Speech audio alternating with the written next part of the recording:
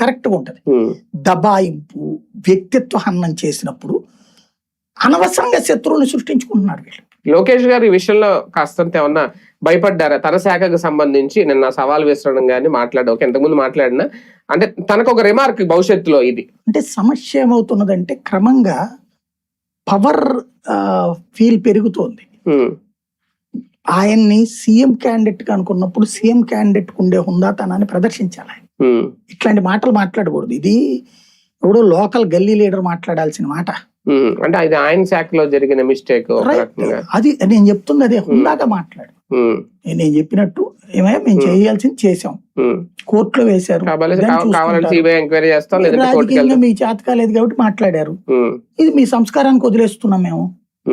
CBI దర్యాప్తు ఎప్పుడు ఉంటది? మేము తప్పు జరిగిందని మేము ఫీల్ అయితే మేము ఫీల్ అవట్లా. మీరు ఫీల్ అయిన దానికి సిబిఐ దర్యాప్తు చేస్తే మేము మిమ్మల్ని అందరూ అడిగాం, చేశారా? మీరు చేయలేదు కదా.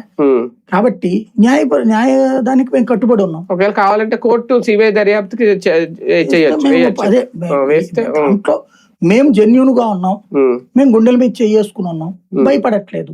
ఇది గర్వం. అంతేగాని 200 మీటర్లో ఉన్నా, లేకపోతే మీ ఇంట్లోకి వస్తా, మీ సందులోకి వస్తా, ఎందుకయ్యి? అదే కదా రాజకీయంగా. రైట్, చూద్దాం. మొత్తానికి డిఎస్సి విషయం వల్ల ఎంత మైలేజ్